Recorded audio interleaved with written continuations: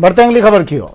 नए साल में कोरोना वैक्सीन पर देश को बड़ा तोहफा मिला है। Drug controller general of India यानी डीसीजीआई ने सीरम इंस्टीट्यूट की वैक्सीन कोविशील्ड और भारत बायोटेक की वैक्सीन कोवैक्सीन को आपातकाल इस्तेमाल की अंतिम मंजूरी दे दी है।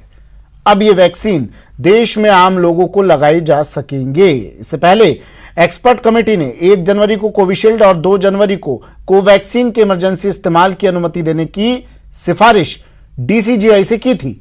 डीसीजीआई के निदेशक वीजी सोमानी ने बताया कि दोनों ही वैक्सीन पूरी तरह से सुरक्षित हैं और इसका इस्तेमाल इमरजेंसी की स्थिति में किया जा सकेगा।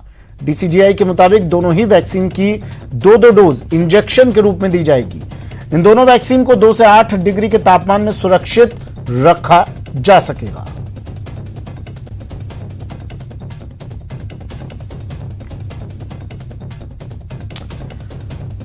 भारत बायोटेक सीरम इंस्टीट्यूट ने इसकी मंजूरी दे दी है। ये वैक्सीन अब जल्द लोगों के लिए मुहैया होगी।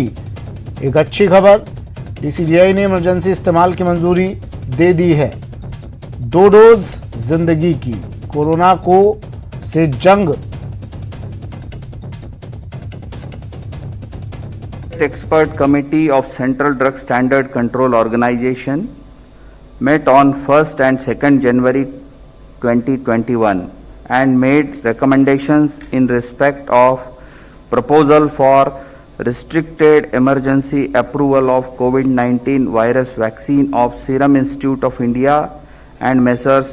Bharat Biotech, as well as Phase 3 clinical trial of Messrs. Cadila Healthcare Limited. The subject expert committee consists of domain knowledge experts from the field of pulmonology, immunology, microbiology, pharmacology, pediatrics, internal medicine, etc. Messrs. Serum Institute of India, Pune has presented a recombinant chimpanzee adenovirus vector Covishield encoding the SARS-CoV-2 spike S glycoprotein with technology transfer from AstraZeneca, Oxford University. Corona vaccine की मंजूरी को लेकर PM Modi ने देशवासियों को बधाई दी है। प्रधानमंत्री नरेंद्र मोदी ने इसे एक उत्साही लड़ाई का निर्णायक मोड़ बताते हुए कहा है कि हर भारतीय को गर्व होगा कि जिन 2 वैक्सीन के इमरजेंसी इस्तेमाल की इजाजत दी गई है वो भारत में बनी है। पीएम मोदी ने वैज्ञानिकों की भी तारीफ करते हुए कहा है कि हमारे वैज्ञानिक समुदाय ने भी आत्मनिर्भर भारत का जज्बा दिखाया है। इसके मूल में देखभाल और करुणा है। उन्होंने वैक्सीन के आपातकाल इस्तेमाल की मंजूरी को एक साहसी लड़ाई में टर्निंग पॉइंट बताया। पीएम ने कहा है कि सीरम इंस्टीट्यूट और भारत बायोटेक की वैक्सीन को डीसीजीआई की मंजूरी के बाद कोरोना मुक्त और स्वस्थ भारत का मार्ग प्रशस्त होगा।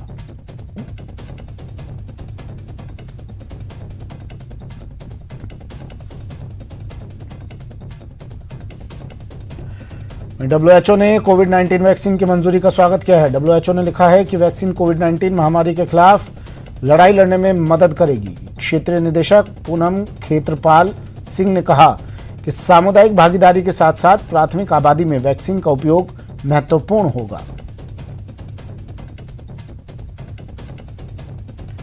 डब्ल्यूएचओ ने स्वागत किया वैक्सीन का, इस वैक्सीन की मंजूरी का स्वागत किया। कोविड-19 महामारी के खिलाफ इस वैक्सीन को कारगर बताया। कहा ये कोविड-19 से लड़ाई लड़ने में काफी कारगर साबित होगी, मदद करेगी।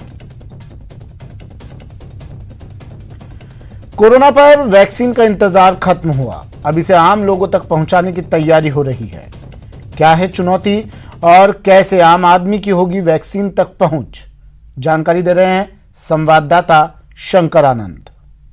Drug controller general of India यानी डीसीजीआई के द्वारा कोरोना वैक्सीन के मामले पर उसके इमरजेंसी इस्तेमाल की अंतिम स्वीकृति प्रदान कर दी गई है। इस मामले पर कमेटी के द्वारा यह प्रदान किया गया है कि 2 कंपनी, जो भारत की जो कंपनी है messrs serum institute of India और भारत बायोटेक नाम की कंपनी के जो वैक्सीन है उसको अंतिम तौर पर मंजूरी दी गई है। इस मामले पर औपचारिक तौर पर ऐलान भी कर दिया गया है। लेकिन वैक्सीन कैसा लगेगा, किस तरह से तमाम राज्यों पर आम लोगों तक पहुंचेगा, इसकी भी तमाम व्यवस्था कर ली गई है। तो 3 दिनों के अंदर में इस टीका को तमाम राज्यों पे पहुंचाया जाएगा, जिसे विशेष विमान से कोल्ड स्टोरेज और कोल्ड चेन के मार्फत से बाकायदा पहुंचाया जाएगा। उसके बाद जहां पर टीकाकरण केंद्र पे जब पहुंचाया जाएगा तो उसके बाद टीका केंद्र पे 3 रूम बने होंगे और उस 3 रूम के अंदर 5 चरण के अंतर्गत आम लोगों को टीका दिया जाएगा।